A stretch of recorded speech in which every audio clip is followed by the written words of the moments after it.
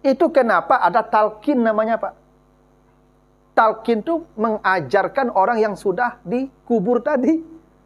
Kan ada hadis Muslim itu. Bila orang itu mati, dikuburkan, orang terakhir yang meninggalkan kuburannya hendaklah mentalkinkan dia. Panggil namanya. Saya kalau bapak saya mati, sudah dikuburkan, orang pergi, saya terakhir meninggalkan kuburan beliau, saya panggil bapak. Kul la ilaha illallah, la ilaha illallah, la ilaha illallah. Kul Allahu Rabbi, Muhammad Nabi wa Rasuli, wal Qur'anu. Diajarkan. Kenapa itu diajarkan? Karena kata Nabi, fa innahu yus'alul an. Dia sedang ditanya sekarang. Bila kau ajarkan, dia mendengar apa yang kau ajarkan. Dan itu akan memudahkan. Kalau datang ke kuburan, kunjungan atau ziarah kubur namanya, baca apa? Salam kan? Assalamualaikum ya ahlal kubur. Nahnu insyaallah bikum lahikun. Itu doanya, Pak. Mereka jawab salam tuh, Pak. Begitu kita baca assalamualaikum, mereka jawab tuh, Pak, waalaikumsalam. Tapi awak nak mendengar, kok dengar tabang ambuh lari, Pak. Kalau pergi ke kuburan kan assalamualaikum. Waalaikumsalam. Dia lari selalu itu. Ya tu mungkin enggak nyol tu. Tapi dia jawab tuh, orang mati itu enggak hilang. Dia pindah hidup. Dan kehidupan di sana tuh lebih hebat dari yang di sini. Itu makanya kata Allah, orang kalau mati sampai ke alam barzah, farihina bima atahumullahu min fadli, mereka bersuka cita masuk ke alam barzah. Itu kenapa kata Allah di surat An-Nahl ayat 32, allazina tatawaffahumul malaikatu tayyibin, orang-orang yang dimatikan oleh para malaikat dalam keadaan baik, dia mati, maka dia disambut oleh para malaikat dengan sambutan meriah di setiap pintu langit, dan dia menjadi orang yang paling bahagia. Makanya orang mati itu, Ibu, sebenarnya mereka itu ya sedang menikmati kehidupan yang sempurna. Ya, makanya orang mati itu, Ibu, sebenarnya dia gembira, Pak. Kitanya saja yang tak tahu dia gembira di sana. Kita ini, Pak, takut mati itu karena belum mencoba saja. Kalau kita sudah coba, Pak, kita menyesal. Kok lama di situ. Percayalah, Pak Ibu, pasti menyesal, Pak. Kalau Bapak Ibu tidak mati juga, belum lama mana di situ, tu besok mati, menyesal. Maka kok lama di situ. Karena alam di sana itu lebih indah. Lebih indah lagi alam akhirat. Karena alam barzah itu baru alam transit, alam pemisah dunia dan akhirat. Makanya orang di alam barzah itu, Pak, minta balik lo ke dunia balik. Nanti bacalah di surat ya Al-Mu'minun ayat 100 ya, manusia minta balik ke dunia untuk menjemput amal mereka. Nah, mudah-mudahan kita ni Bapak Ibu jangan termasuk yang tadi dilalaikan oleh harta dan anak-anak sampai menyesal ketika kematian sudah datang.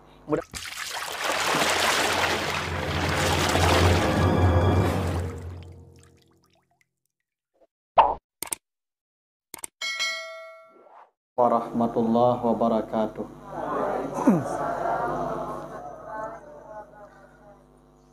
Alhamdulillahillazi khalaqal mauta wal hayata liyabluwakum ayyukum ahsanu amala. Asyhadu an la ilaha illallah wahdahu la syarikalah wa asyhadu anna Muhammadan abduhu wa rasuluh la nabiyya ba'dah, amma ba'du. Bapak, Ibu-ibu sidang takziah jamaah Masjid Al-Falah yang dimuliakan Allah, yang sama-sama kita hormati keluarga besar almarhum Bapak Marimin, Bapak Marimin, yang beliau telah dipanggil oleh Allah hari Senin yang lalu dalam usia 53 tahun. Sebagai seorang yang beriman, Allah mengajarkan kepada kita ketika musibah datang menimpa kita atau siapapun di antara saudara kita, maka kita mengucapkan kalimat istirja yang tadi dibacakan dalam Al-Quran. Kalimat itu bunyinya inna lillahi wa inna ilaihi raji'un. Sesungguhnya kami milik Allah dan sesungguhnya kami pasti kembali kepada sang pemilik. Dan almarhum telah menemui janji itu. Beliau milik Allah dan telah dipanggil kembali oleh Allah sebagai sang pemilik. Mudah-mudahan semua dosa-dosa almarhum diampuni oleh Allah. Semua amal baik beliau diterima oleh Allah dan ditempatkan di tempat yang mulia di alam barzah.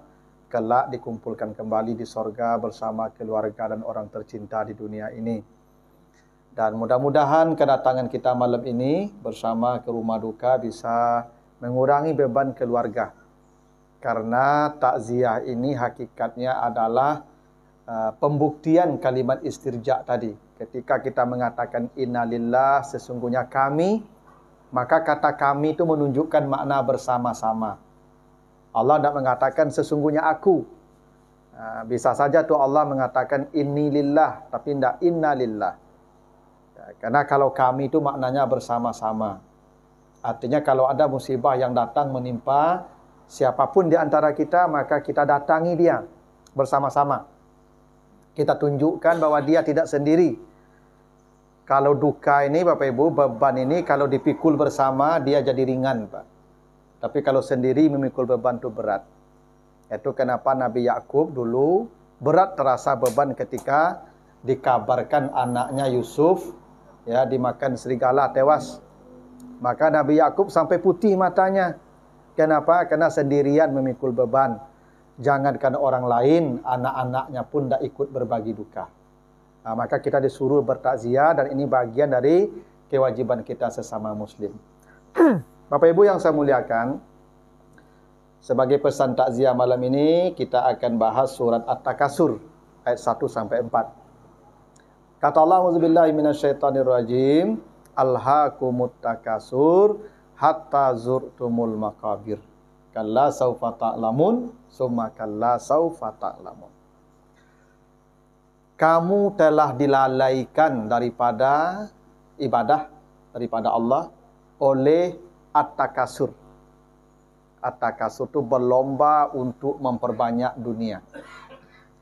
Sampai kapan kamu lalai ya dari Allah? Sampai kamu ya masuk kubur, kira-kira begitu. Sampai kamu berziarah atau masuk ya berkunjung ke alam kubur.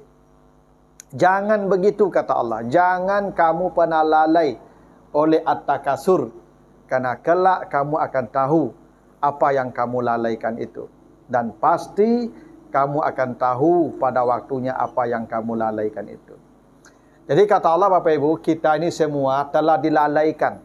Alhaakum. Kamu telah dibikin lalai oleh at-takasur. Ya, apa itu at-takasur? Ini dijelaskan lagi di surat Al-Munafiqun ayat yang ke-10. Kata Allah, ya ayyuhallazina amanu la tulhikum amwalukum wala auladukum an zikrillah. Hai orang yang beriman, jangan pernah kalian dijadikan lalai dari Allah oleh harta dan anak-anak. Tadi kata Allah, alhaakumut takasur, kamu telah dibikin lalai oleh at-takasur.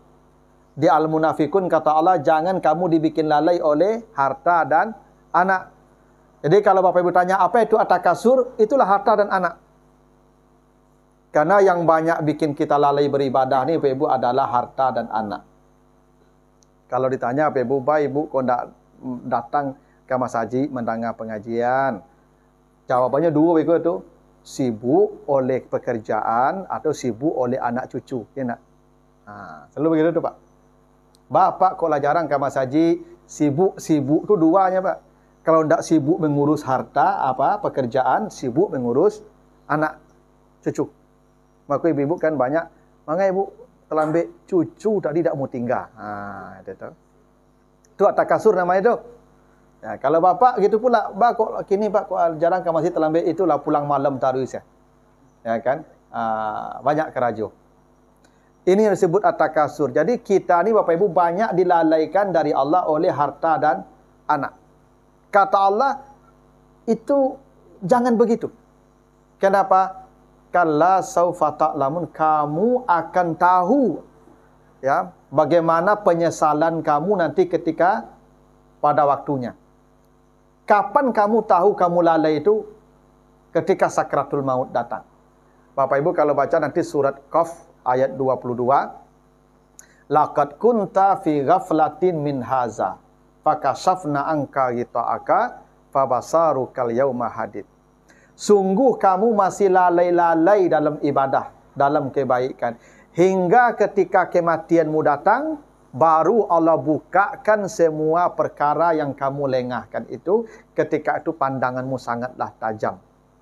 Jadi Bapak Ibu yang datang maghrib tadi ke Mas Haji, ruginya nanti ketika mati. Lah dicabut nyawa Bapak Ibu nanti, baru Bapak Ibu merasa rugi. Tak datang tadi. Yang nanga pengumuman takziah kini ko tak tibu pe takziah lah, kok matilah malam kini ko dia akan baru menyesal tu. Kalla saufa ta'lamun, kamu baru tahu ketika nyawamu sudah hendak dicabut oleh malaikat. Jadi kerugian kita kena lalai ini Bapak Ibu, tak sekarang. Di dunia ni kita tak merasa rugi Pak. Banyak kebaikan yang kita lupa, kita luput mengerjakannya, kita tidak merasa rugi kan? Kenapa? Karena belum datang masa kita mengetahui apa yang kita lalaikan. Belum dibukakan Allah apa yang kita lalaikan itu. Belum. Kapan? Ketika sakratul maut, nanti dibukakan Allah itu. Gini Bapak Ibu, ada hadis Nabi ya. Siapa yang salat sunat 2 rakaat setelah azan subuh, di waktu fajar dia salat sunat 2 rakaat, dapat dunia dan seisinya, gitu ya. Banyak orang tahu hadis ini Pak, tapi mereka tidak melakukan salat sunat ya sebelum salat subuh di waktu fajar. Kenapa? Karena belum tampak saja. Sehingga mereka lengah-lengah, lalai-lalai. Kenapa? Karena belum diperlihatkan Allah, belum saufa ta'lamun, kamu belum tahu saja. Nanti ada masanya diberitahulah nih yang saya janjikan nih. Baru ketika itu manusia menyesal sejadi-jadinya Pak. Ada sebuah cerita yang populer Pak. Saya sering menceritakan cerita ini. Karena itu ya Bapak Ibu, dulu pada masa Nabi ada seorang sahabat namanya Sa'ban ya. Sa'ban itu kan ceritanya dia orang pertama yang selalu hadir di Masjid Nabawi Pak. Jadi subuh itu dia orang pertama datang tuh Pak ke Masjid Nabawi. Tak pernah dia terlambat. Selalu subuh orang pertama datang ke Masjid Nabawi. Sampai suatu pagi itu Sa'ban tak terlihat. Nabi tengok-tengok mana Sa'ban, tak tampak. Padahal biasanya dia sudah duduk sebelum Nabi datang tu di Masjid Nabawi itu, subuh. Setelah azan Nabi tunggu tak datang juga. Setelah itu salat sunat orang mau iqamat, Nabi suruh tunda sebentar karena mudah-mudahan Sa'ban datang. Mudah-mudahan Sa'ban datang sehingga dia selalu dapat takbir ihram. Karena mendapati takbir ihram itu besar pahalanya Pak. Lalu tak datang juga habis salat subuh. Nabi tanya, itu siapa yang tahu Sa'ban? Kemana? Kau nak datang subuh ini? Tak ada yang tahu Pak Ibu. Lalu kata Nabi, siapa yang tahu rumah Sa'ban? Ada sahabat banyak, saya tahu Rasulullah. Kata Nabi, baik kita mengunjungi Sa'ban pagi ini. Maka Nabi berangkatlah ke rumah Sa'ban Bapak Ibu, mengunjungi Sa'ban apa yang terjadi. Dan Masya Allah baru Nabi tahu Bapak Ibu, ternyata jarak Masjid Nabawi ke rumah Sa'ban itu 3 jam perjalanan.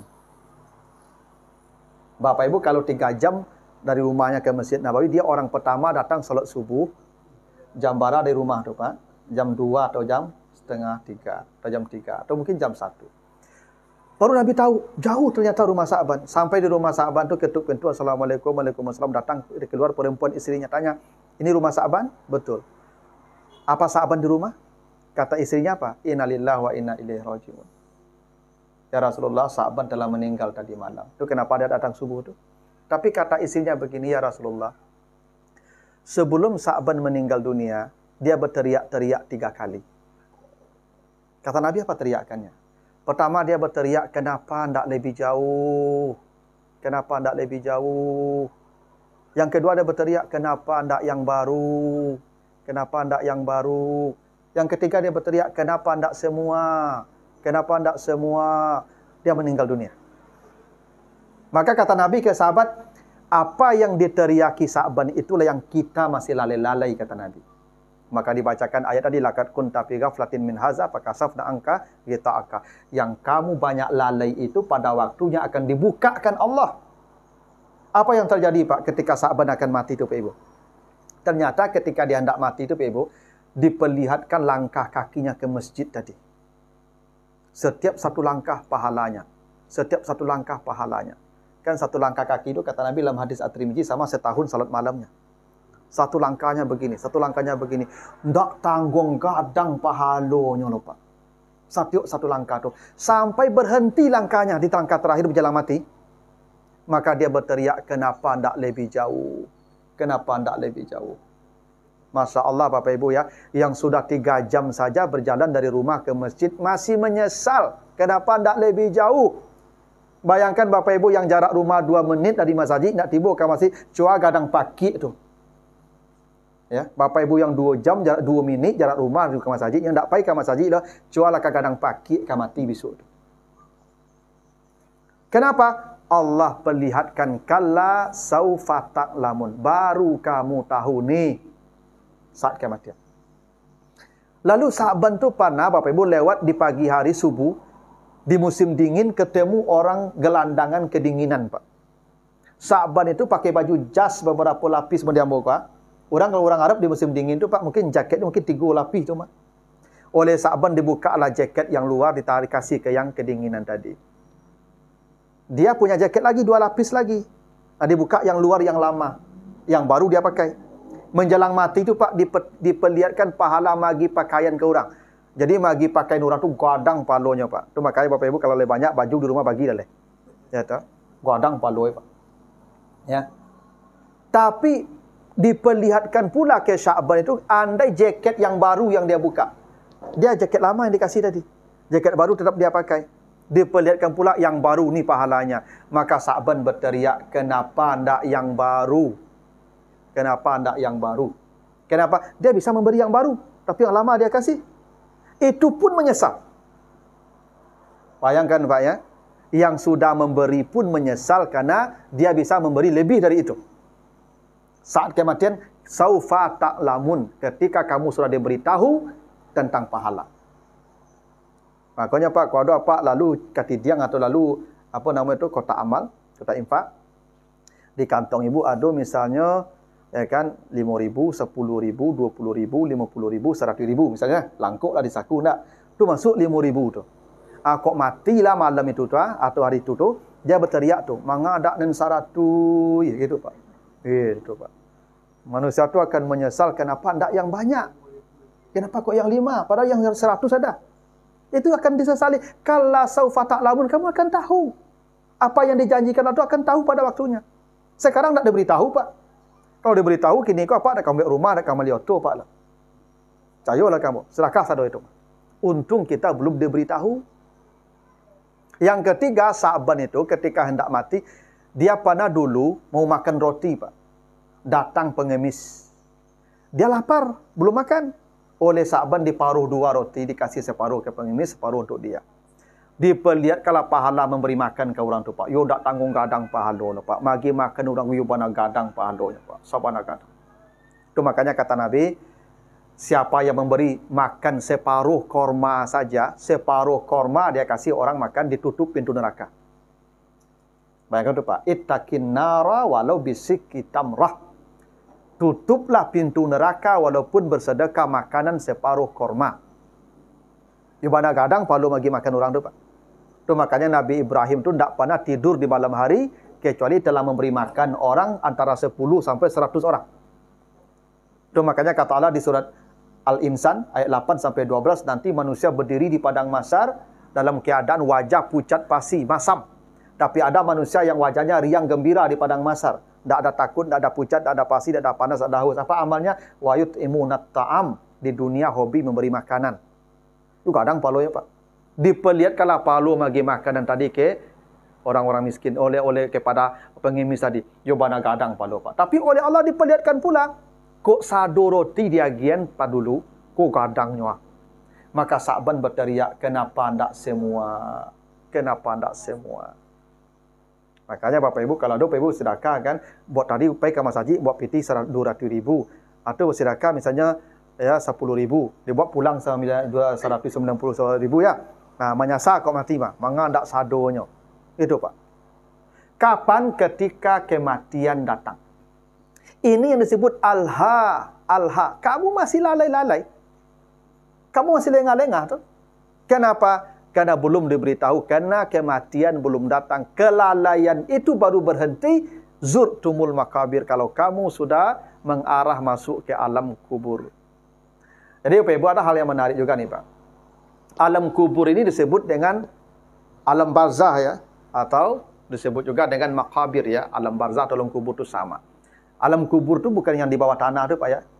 Alam kubur itu bukan di bawah tanah. Alam kubur atau alam barzah itu alam setelah alam ini, di balik alam ini ada alam yang kita tidak menembusnya, tapi mereka melihat kita. Begitu kata Allah di surat Ali Imran 169 sampai 107, bahwa orang yang mati yang sampai ke alam barzah itu, mereka wa yastabshiruna billazina lam yalhaqu bihim min khalfihim, mereka berteriak memanggil yang di dunia. Jadi yang mati itu Pak Ibu, mereka sebenarnya tidak hilang Pak Ibu. Yang mati itu pindah alam. Jadi yang mati itu tidak hilang Pak. Cuman yang dari tanah balik ke tanah, jasad kita. Tapi yang kitanya tetap hidup. Makanya jangan kamu kira orang mati itu mati, bal ahya. Mereka hidup. Mereka tidak mati Pak. Jadi bapak kita, ibu kita yang sudah mati pindah hidup. Bukan mati, bukan hilang, pindah hidup. Hidupnya lebih hebat di sana, lebih baik di sana ketimbang di sini. Di sini kita lapar, kita capek, kita sakit, kita payah, kita tua. Di sana tidak ada lagi hidup Pak. Jadi mereka tuh pindah hidup saja. Makanya mereka memanggil-manggil kita. Kitanya tidak bisa merespon mereka. Jadi Bapak Ibu, kalau orang itu mati, Pak, dia lihat anaknya juga, dia lihat istrinya juga, dia lihat keluarganya juga. Tapi dia tidak bisa balik ke sini. Tapi dia lihat bahwa istrinya, mungkin saya kalau mati, Pak, istri saya menikah lagi, Pak. Saya tahu itu. Saya lihat dia menikah tuh, Pak. Cuma nampak tidak bisa balik. Kok balik, bercakik, Pak. Ya, cuman itulah, tidak bisa balik. Karena mereka memang manggil-manggil kita tuh, Pak. Orang yang sudah mati itu manggil-manggil kita tuh, Pak. Gitu. Dia panggil-panggil kita tuh. Cuman sayang kita tidak mendengar. Karena alamnya dimensinya beda. Kalau kita memanggil mereka, mereka dengar. Itu kenapa ada talqin namanya, Pak. Talqin itu mengajarkan orang yang sudah dikubur tadi. Kan ada hadis Muslim itu. Bila orang itu mati, dikuburkan, orang terakhir yang meninggalkan kuburannya hendaklah mentalkinkan dia. Bagaimana cara mentalkinkan dia? Panggil namanya. Saya kalau bapak saya mati, sudah dikuburkan, orang pergi, saya terakhir meninggalkan kuburan beliau, saya panggil bapak.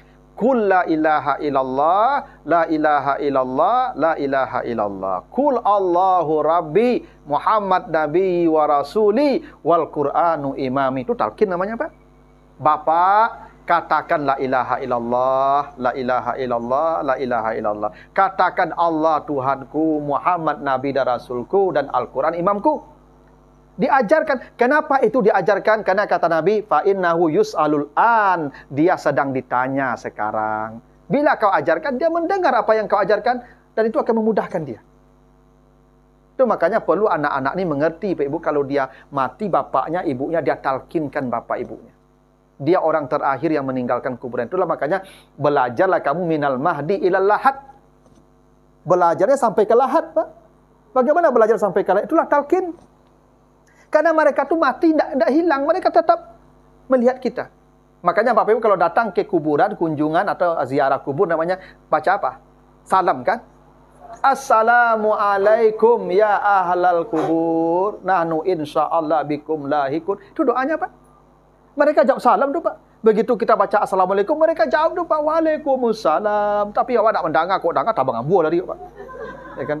Bapak Ibu kalau pergi ke kuburan kan, Assalamualaikum. Waalaikumsalam. Ya, lari selalu itu. Ya tu mungkin tak nyol tu. Tapi dia jawab tuh, Pak. Itu buktinya orang mati itu tidak hilang. Dia pindah hidup. Dan kehidupan di sana tu lebih hebat dari yang di sini. Itu makanya kata Allah, orang kalau mati sampai ke alam barzah, farihina bima atahumullahu min fadli, mereka bersuka cita masuk ke alam barzah. Ibu, orang yang mati itu Ibu sedang bersuka cita di sana, kitanya bersedih di sini. Dia bersuka cita. Itu kenapa kata Allah di surat An-Nahl ayat 32, allazina tatawaffahumul malaikatu thayyibin, orang-orang yang dimatikan oleh para malaikat dalam keadaan baik, dia mati, maka dia disambut oleh para malaikat dengan sambutan meriah di setiap pintu langit, dan dia menjadi orang yang paling bahagia. Itu makanya orang mati itu, Ibu, sebenarnya mereka itu ya sedang menikmati kehidupan yang sempurna. Ya, makanya orang mati itu, Ibu, sebenarnya dia gembira, Pak. Kitanya saja yang tak tahu dia gembira di sana. Kita ini, Pak, takut mati itu karena belum mencoba saja. Kalau kita sudah coba, Pak, kita menyesal. Bawa kok lama di situ. Percayalah, Pak Ibu, kamu. Cubalah tak percaya. Pasti menyesal, Pak. Kalau Bapak Ibu tak mati juga, belum lama mana di situ, tu besok mati. Menyesal. Maka kok lama di situ. Karena alam di sana tu lebih indah. Lebih indah lagi alam akhirat. Karena alam barzah tu baru alam transit. Alam pemisah dunia dan akhirat. Makanya orang di alam barzah tu, Pak, minta balik lo ke dunia balik. Nanti bacalah di surat ya Al-Mu'minun ayat 100 ya, manusia minta balik ke dunia untuk menjemput amal mereka. Nah, mudah-mudahan kita ni Bapak Ibu jangan termasuk yang tadi dilalaikan oleh harta dan anak-anak sampai menyesal ketika kematian sudah datang. Mudah-mudahan almarhum ya tidak termasuk orang yang menyesali ya, dan tidak termasuk orang yang diceritakan Allah dalam ayat yang tadi. Dan kita berdoa kepada Allah semoga semua amal baik diterima oleh Allah. Dan kita tutup dengan doa. Auzubillahi minasyaitonirrajim. Bismillahirrahmanirrahim. Alhamdulillahirabbil alamin wassalatu wassalamu ala asrafil anbiya'i wal mursalin wa ala alihi wa ashabihi ajmain. Allahumma taqabbal minna innaka antas samiul alim wa tub alaina innaka antat tawwabur rahim. Allahumma ighfir lahu warhamhu wa'afihi wa'fu anhu wa akrim nuzulahu wa wasi' madkhalahu wa ja'alil jannata maswahu. Allahumma la tahrimna ajrahu wa la taftina ba'dahu waghfir lana wa lahu wa li ikhwanina allazina sabaquna bil iman wa la taj'al fi qulubina ghillan lil ladzina amanu rabbana innaka ra'ufur rahim. Rabbana zalamna anfusana wa illam taghfir lana wa tarhamna lanakunanna minal khasirin. Rabbana atina fid dunya hasanah wa fil akhirati hasanah wa qina azabannar. Walhamdulillahi rabbil alamin. Mohon maaf jika ada yang kurang berkenan. Wassalamualaikum warahmatullahi wabarakatuh.